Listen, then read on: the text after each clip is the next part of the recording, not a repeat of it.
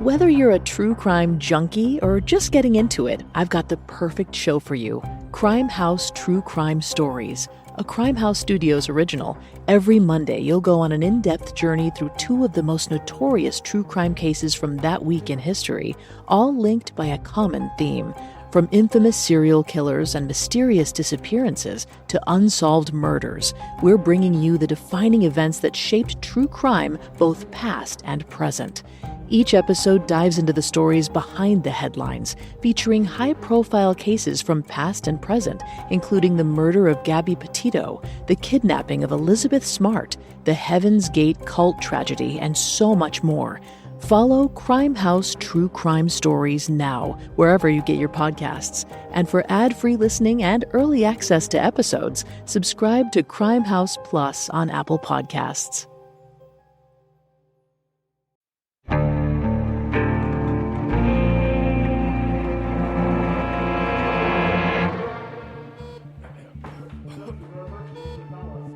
It's just after 1 a.m. on June 12, 1963. Inside the emergency department at the University of Mississippi Medical Center, 3 doctors are fighting desperately to save Medgar Evers' life. Medgar is unconscious, but not at peace. He's thrashing on the gurney, his pulse weak and his breathing labored. Chief Surgical Resident Dr. Martin Dalton has no idea who Medgar Evers is. But that's because he doesn't know who anybody is when they're on the table. That's part of the job. You have to depersonalize it. All he knows is that this man was brought in 6 minutes ago with a single gunshot wound to the back. The bullet ripped all the way through his torso, leaving an exit wound in his chest. It's a miracle he's still alive, given how much blood he's lost. They only have minutes to save him.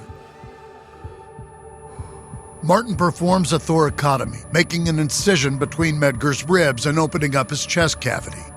As soon as he gets a look inside, his heart sinks.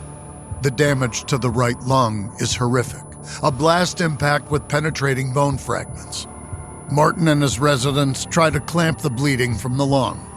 For a moment, it seems to have worked. The flow of blood slows down. But then, Medgar goes into cardiac arrest. The doctors move quickly and try to shock his heart back into a normal rhythm. They try again and again, but it's no good. The blood loss is too extensive, the wounds too devastating. At last, Martin shakes his head, signals to the 2 residents to stop. He looks over to the clock on the wall and calls it. Time of death, 1:14 a.m. In a few minutes, Martin will find Medgar's next of kin to tell them the news. He'll start with the man who brought him in, his neighbor Houston Wells. It'll be Houston who makes the call to Medgar's family. 10 minutes away on Gine Street, Merle Evers is surrounded by friends. They're trying to comfort her, but she's inconsolable. Even before she gets the phone call from the hospital, she knows in her bones that her husband is gone. And when that awful suspicion is confirmed, she'll only have one clear thought. Whoever did this, I'm going to make them pay.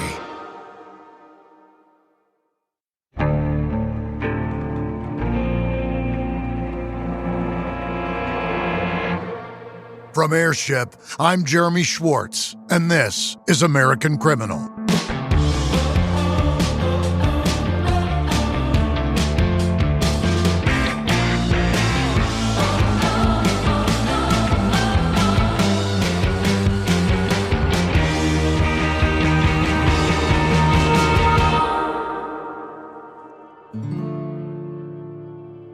Less than a year after Byron De La Beckwith shot black civil rights leader Medgar Evers in cold blood, he was a free man. Though he hadn't been acquitted, a pair of mistrials was enough for the court to throw up its hands and let him go.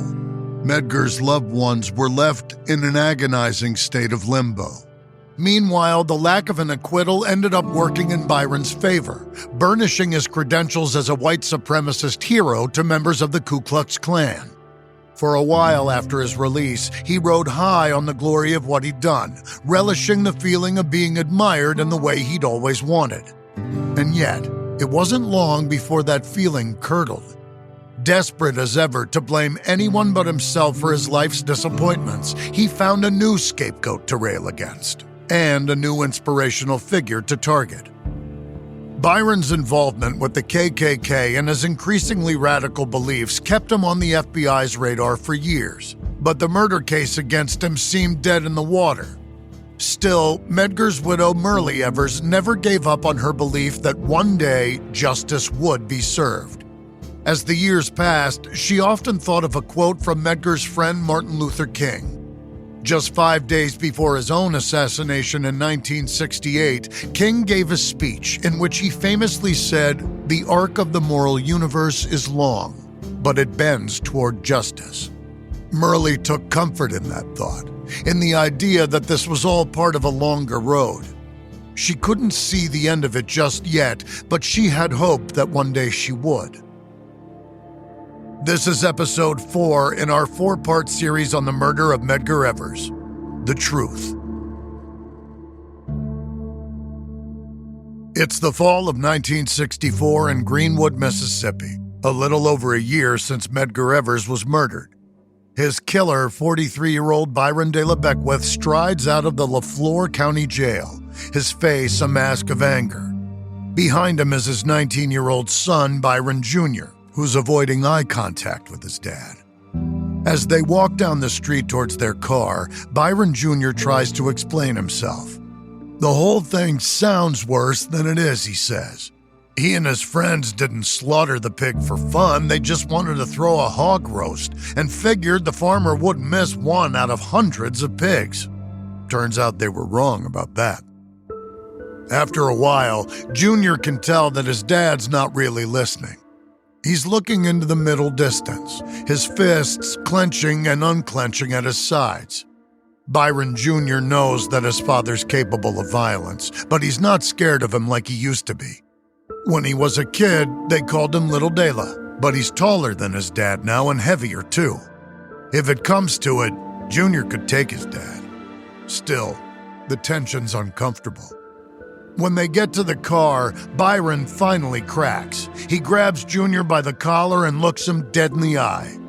"Son," he says, a snarl in his voice, "if you're gonna kill something important."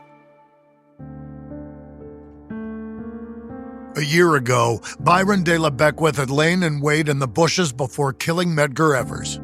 As much as Byron hated Medgar, he knew that he was important. He understood what he represented and what his death would mean. In his twisted mind, that made Medgar worth killing. And the fact that he'd gone unpunished for the murder was hugely validating to Byron, a vindication of his most bigoted and extremist tenets.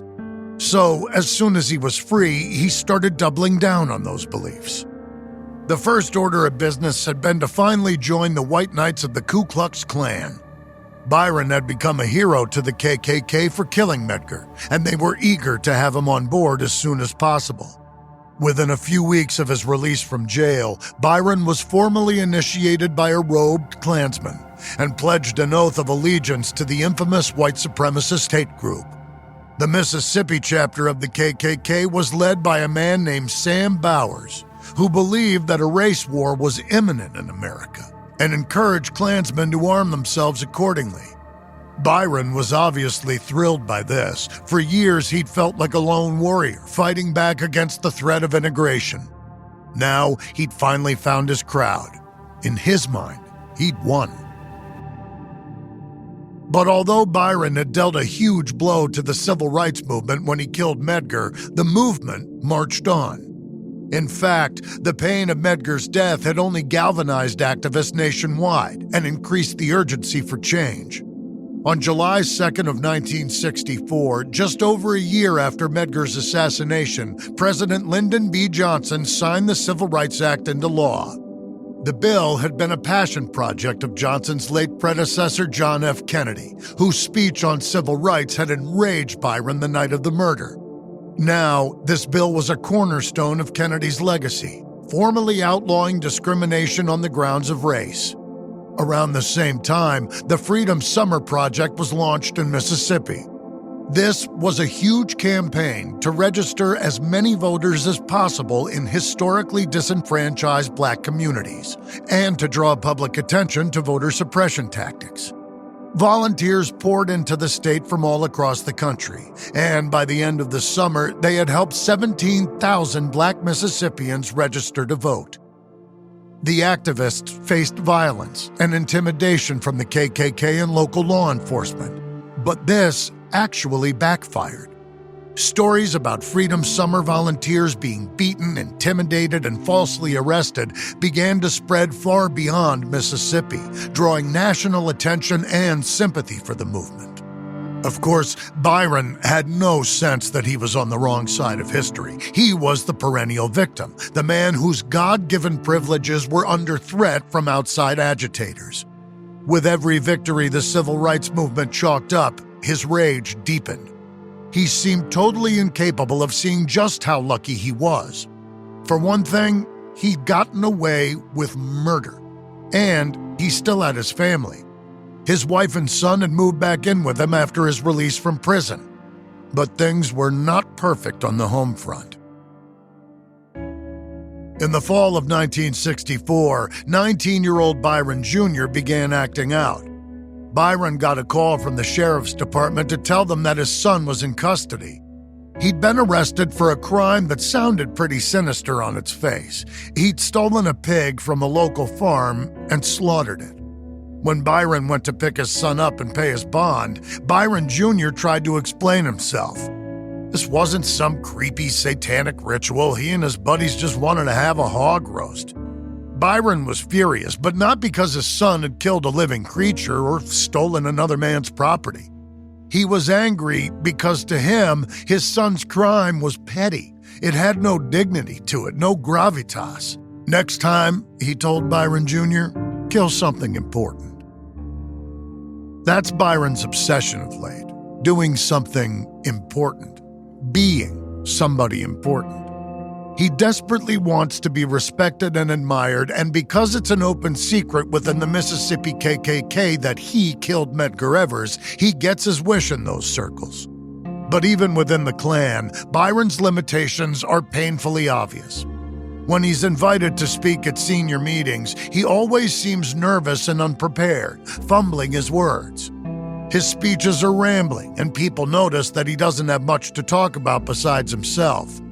Despite his wild ambitions, Byron just doesn't carry himself like a leader. Maybe that's part of the reason he so deeply resents men like Medgar Evers and JFK, genuine heroes who inspire the people around them and make it look effortless. Byron, on the other hand, he just doesn't have what it takes. It's not just the Klansmen who are seeing through Byron now, though. Ever since Byron's 2 trials, his wife Willie has been plagued by doubt, torn between the knowledge that he almost certainly did kill Medgar Evers and her desperate wish that he hadn't. During their many drunken arguments, she often brings up the murder, asking, "Did you kill him? Did you?" She wants to hear him say it. Byron never directly admits his guilt, but he doesn't deny it either, and eventually that tells Willie everything she needs to know. In the summer of 1965, she decides she's had enough of her husband's abuse and lies. She finally leaves Byron for good. This time, he doesn't try to fight her on it. He doesn't apologize or beg her to take him back or promise to change. Instead, he turns around and files for divorce.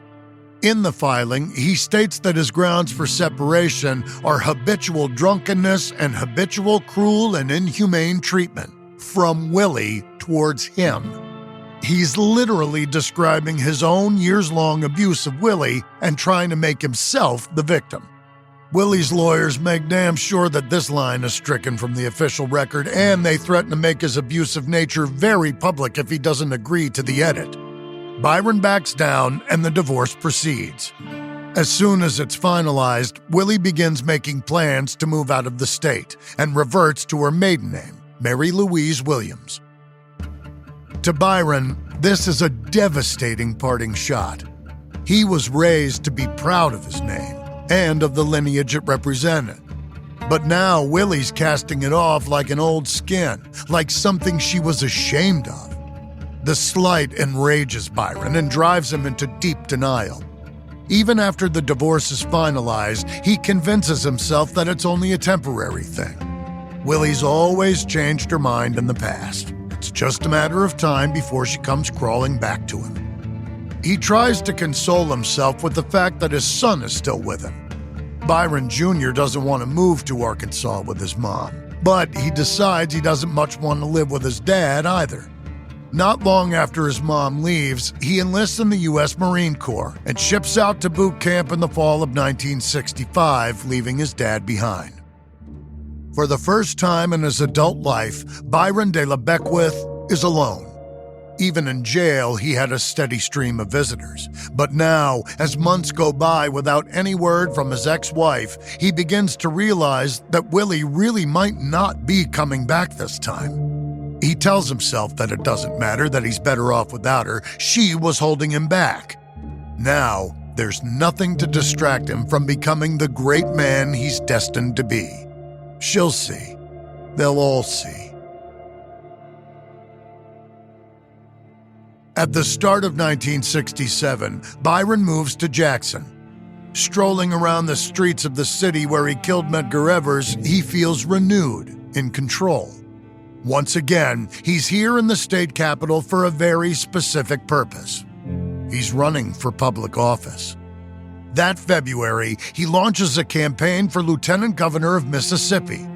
In a formal announcement, he says, "I wish to express my heartfelt gratitude to the fine Christian people of Mississippi for the manner in which they have sustained and sheltered me in times past." Put another way, he'd like to thank his fellow white Mississippians for allowing him to get away with murder, and now he's hoping he can count on their vote. It's been a rocky couple of years, but as he begins his campaign, Byron's back to feeling on top of the world. During a press conference after his announcement, a reporter asked Byron if he thinks being an accused murderer will hurt his chances. With a smile, Byron says, No, I don't.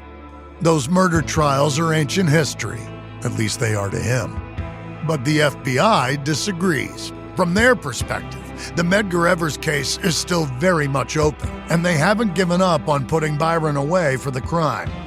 Eventually, their tenacity will pay off, just in time to prevent history from repeating itself.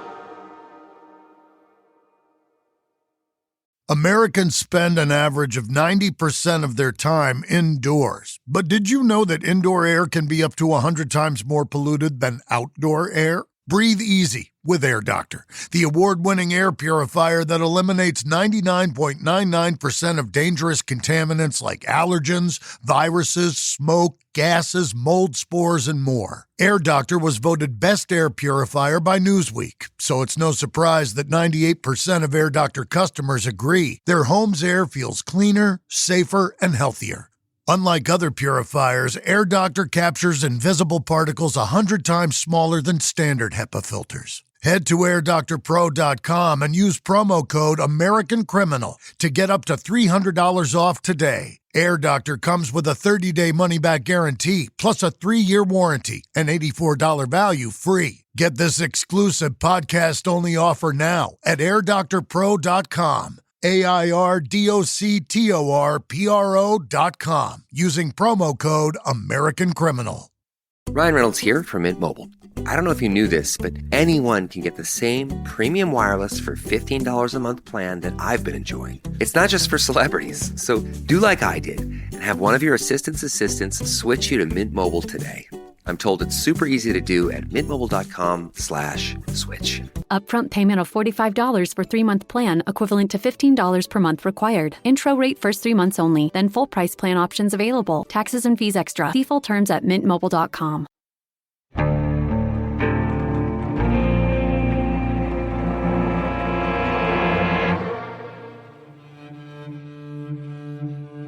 It's shortly after midnight on September 27, 1973, 10 years since the assassination of Medgar Evers.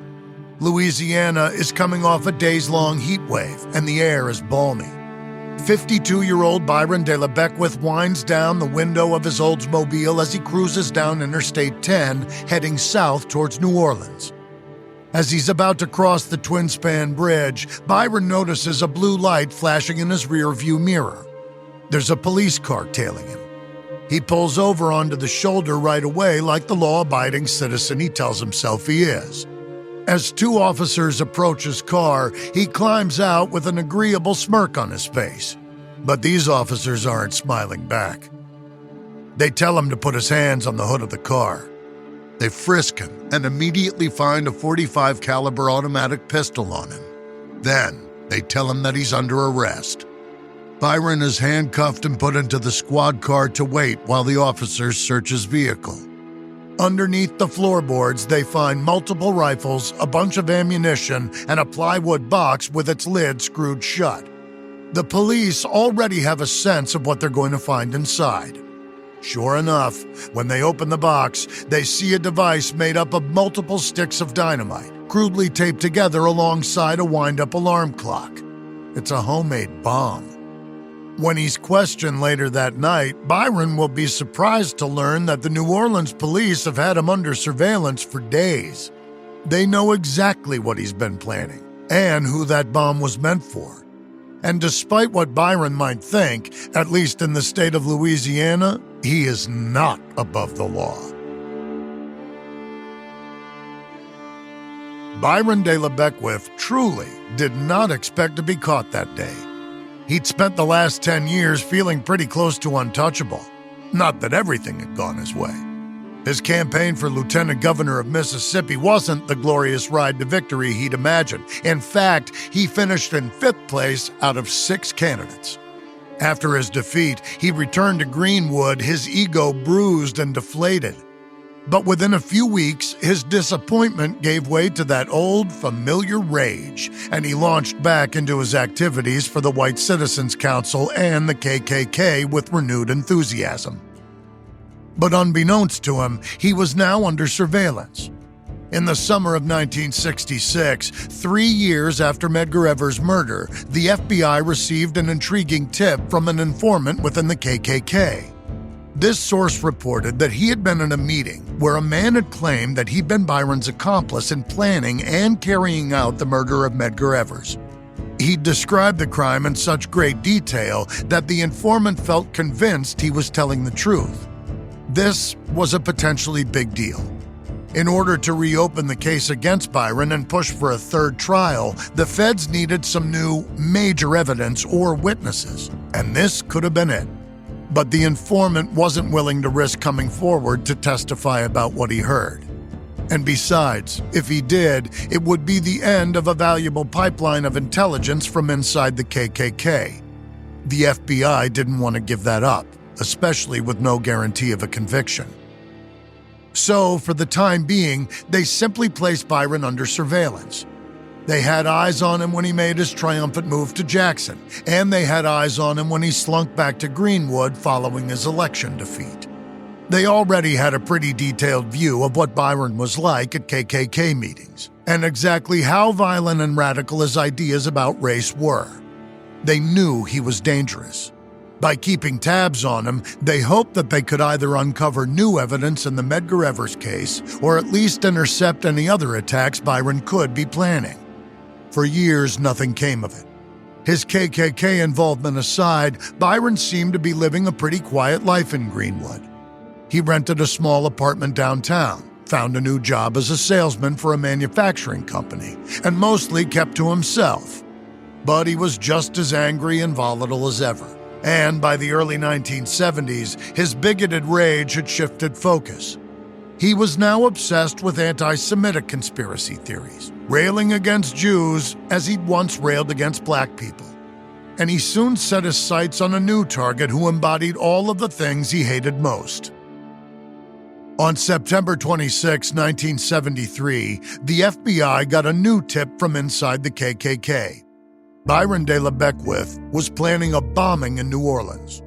The target was A.I. Botnick, a Jewish civil rights activist and regional director for the Anti-Defamation League, a national organization which worked to combat anti-Semitism. After so many quiet years, the Bureau had dialed back its surveillance of Byron, but now they sprung into action.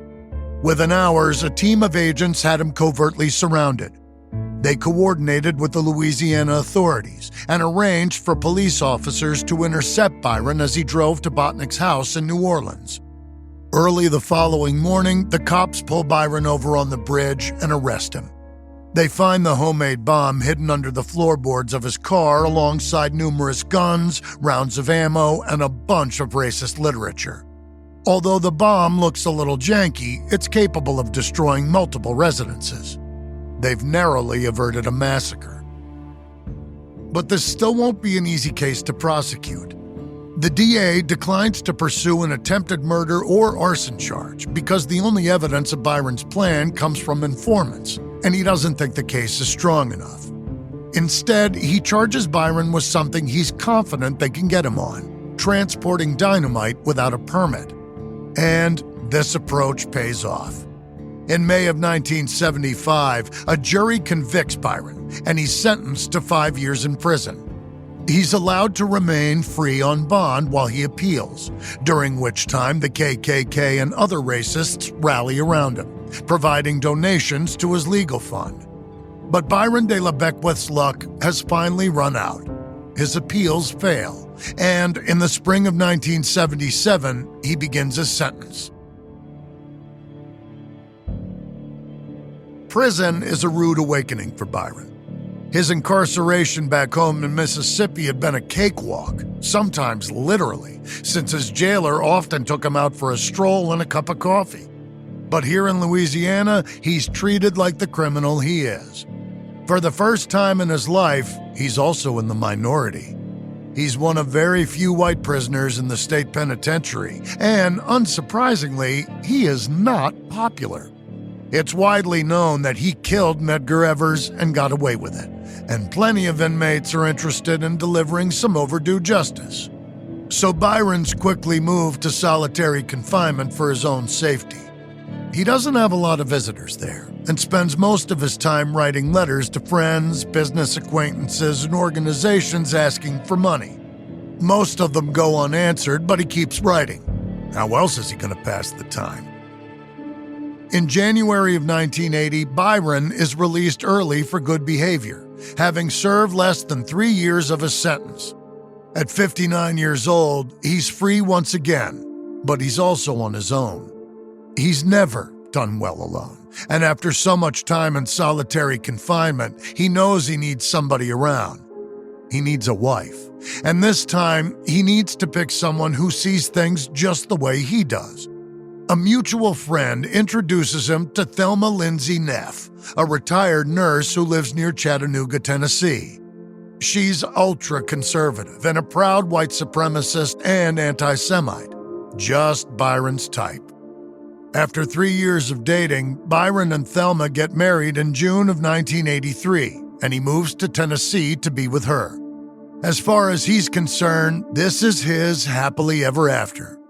But the story ain't over yet. In the years after her husband's murder, Merle Evers worked hard to move forward. Watching Medgar bleeding to death and then seeing his killer walk free almost destroyed her. But she was tough and determined, and she knew that giving up was the last thing Medgar would want her to do. After the trials, she moved to California with her children and returned to college to finish her undergraduate degree. She then went on to build a career in the corporate world, working in advertising and community affairs. In 1970, she ran for Congress in California, but lost to her Republican opponent. Unbowed by this defeat, she continued serving her community. Now, in 1987, Merle becomes the first black woman ever to serve as a commissioner on the Los Angeles Board of Public Works. It's a busy, rich, full life. But Merle has never given up on the possibility of justice for Medgar. Sometimes it feels like she's the only one who hasn't. But in 1989, it becomes clear that her husband hasn't been forgotten. That January, the Mississippi Clarion-Ledger publishes a story by reporter Jerry Mitchell about the jury selection process in Byron De La Beckwith's second trial. The article talks a lot about a mysterious, now-defunct organization called the Mississippi State Sovereignty Commission. This was essentially an anti-civil rights group, a secret spy arm of the state government, formed with the goal of combating racial integration in Mississippi. The article cites leaked papers showing that Byron's defense team enlisted the commission to screen potential jurors in order to get an acquittal. Living on the West Coast, Murley doesn't have a Clarion Ledger subscription, but she learns about the article within hours of its publication. She quickly gets a hold of a copy, and when she reads it, her hands start shaking. She's always known that the trial was stacked against them. Seeing the Mississippi governor shake Byron's hand right there in the courtroom in 1964 had told her everything she needed to know. But she never thought that there'd be such clear, incontrovertible evidence that the government was interfering with the case. Surely, she thinks, this is jury tampering. And surely this will be enough to get the case reopened. But as Murley will soon discover, it's not that simple. At this point, 25 years have passed since Byron De La Beckwith's double mistrial, and the bar for getting a third trial is incredibly high. The Clarion Ledger article alone isn't enough, but Murley can feel that after almost a lifetime of waiting, this just might be the spark she needs to light a fire. This is a weird thing I never realized. You know, over 4% of Murderpedia entries are related to life insurance. So that's over 600 murders a year in the United States, with life insurance being the motive. So get some really good insurance. Do it at SelectQuote. SelectQuote is one of America's leading insurance brokers with nearly 40 years of experience, helping over 2 million customers find over $700 billion in coverage since 1985. Now, other insurance and brokers offer impersonal, one-size-fits-all policies that may cost you more and cover you less, while SelectQuote can help you find the right policy for you. Been worried about trying to fit shopping for life insurance into a busy schedule? Well, in as little as 15 minutes, a SelectQuote licensed insurance agent can tailor a life insurance policy to your family's needs and budget. And have you been concerned about the cost of life insurance? Well, it's more affordable than you think with SelectQuote, with some policies costing less than $1 a day. Plus, if you're in good health, they work with carriers that can get you same-day coverage with no medical exam required. Head to SelectQuote.com and a licensed insurance agent will call you right away with the right policy for your life and your budget. SelectQuote. They shop, you save. Get the right life insurance for you for less at SelectQuote.com/American Criminal. Go to SelectQuote.com/American Criminal today to get started. That's SelectQuote.com/American Criminal. You know, if you run a small business, there's nothing small about it. As a business owner, I get it. My business is and always has been completely consuming since I started. Every day there's a new decision to make, and even the smallest ones feel gigantic. Something that can help this whole process not feel so daunting is the right platform that has all the tools you need to be successful. Well, guess what? It exists, and it's called Shopify.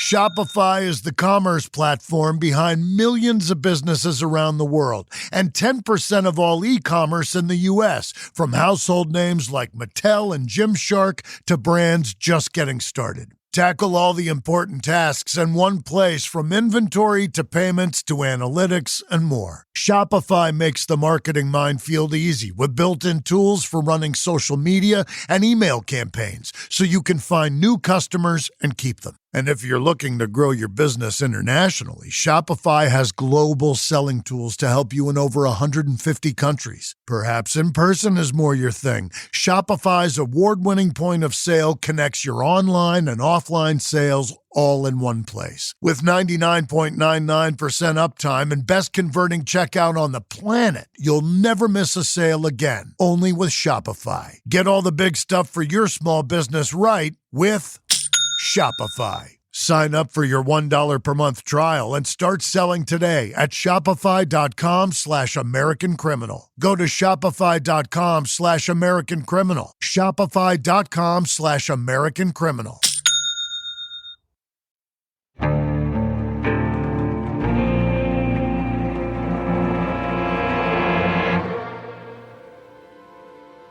It's the spring of 1989 in Jackson, Mississippi. At the DA's office, 56-year-old Medgar Evers is waiting in a small meeting room. She looks down at the notepad in her hand, where she's written some bullet points. This is her first in-person meeting with State Prosecutor Bobby DeLauder, and she wants to make the most of it. When DeLauder comes in and shakes her hand, she can tell that he doesn't have good news for her.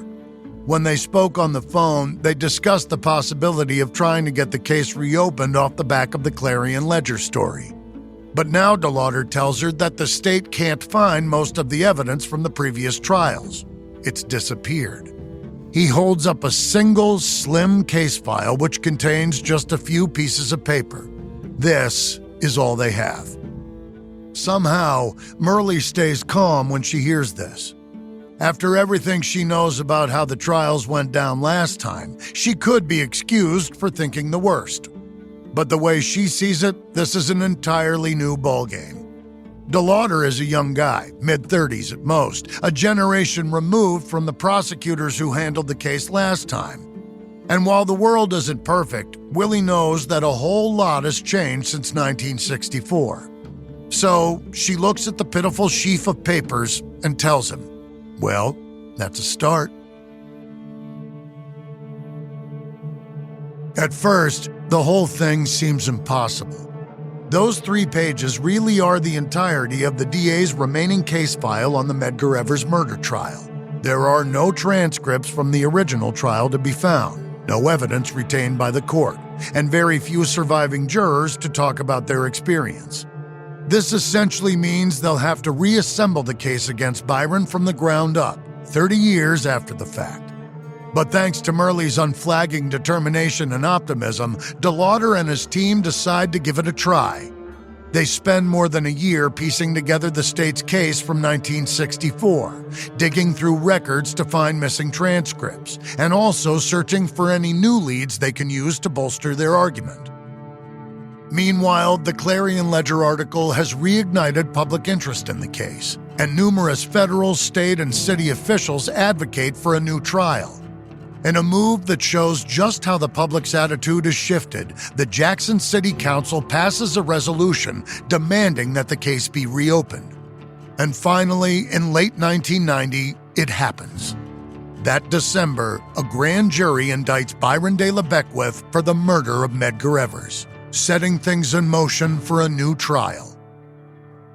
Now 70 years old, Byron is incredulous.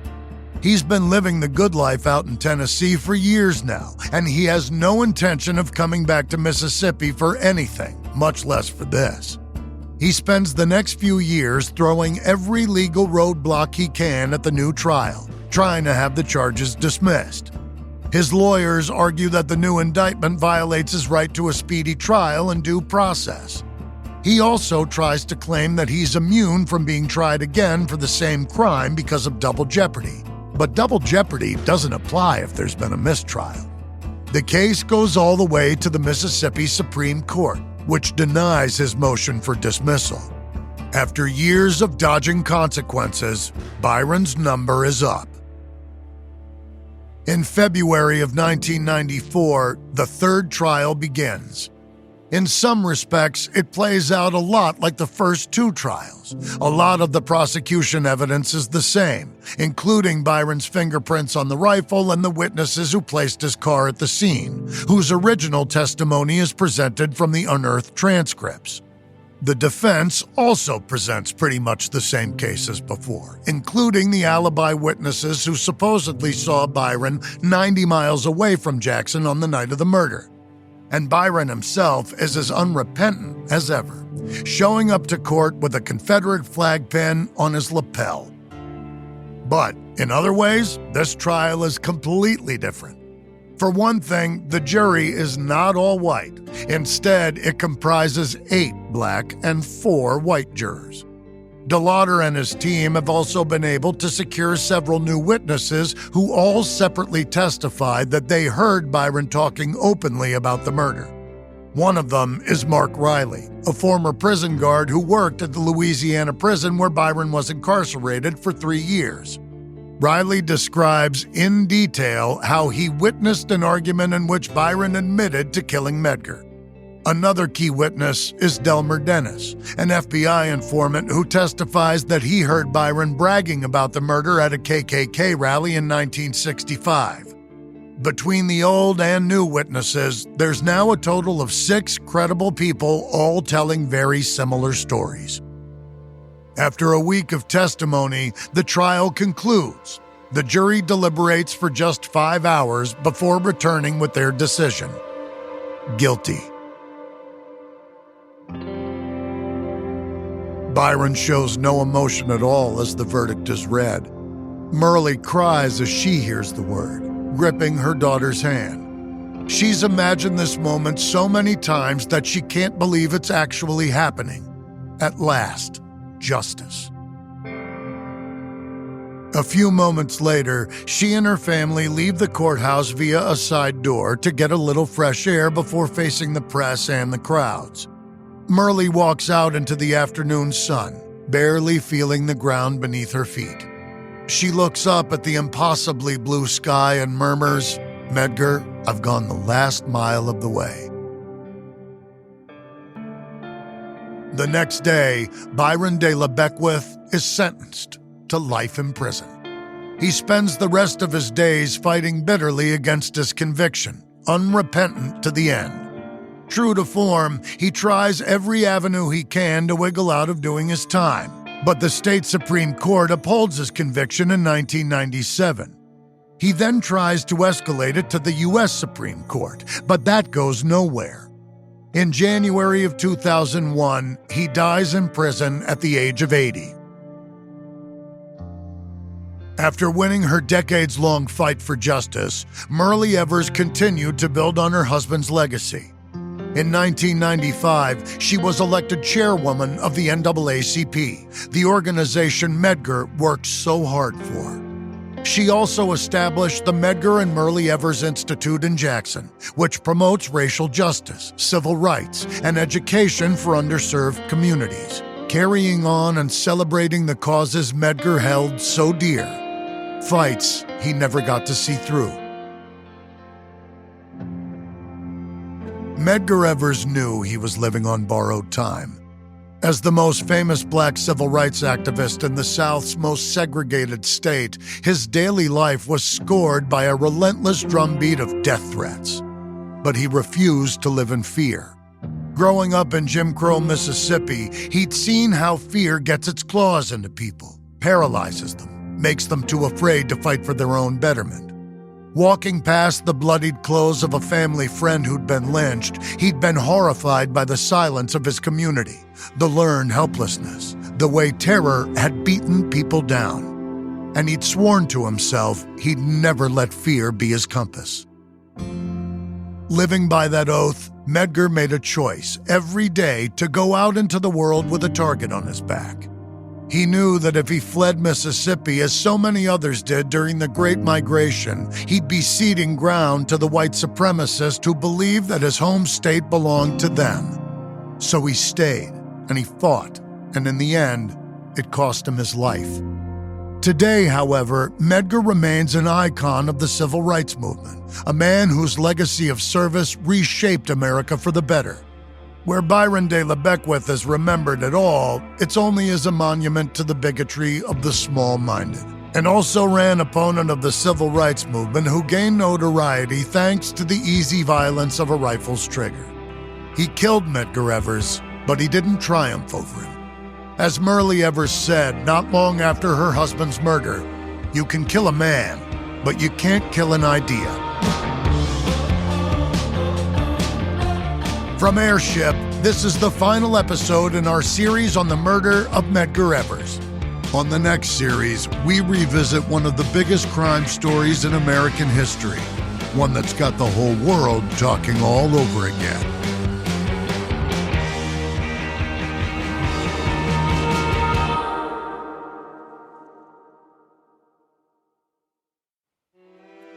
If you'd like to learn more about the life and murder of Medgar Evers, we recommend Of Long Memory, Mississippi and the Murder of Medgar Evers by Adam Nossiter. Portrait of a Racist, The Real Life of Byron De La Beckwith by Reed Massengill, and Medgar and Merle, Medgar Evers and the Love Story That Awakened America by Joy Ann Reid. This episode may contain reenactments or dramatized details, and while in some cases we can't know exactly what happened, all our dramatizations are based on historical research. American Criminal is hosted, edited, and produced by me, Jeremy Schwartz. Audio editing by Mohammed Shazid. Sound design by Matthew Filler. Music by Thrum. This episode is written and researched by Emma Dibden. Managing producer Emily Burke. Executive producers are Joel Callan, William Simpson, and Lindsey Graham.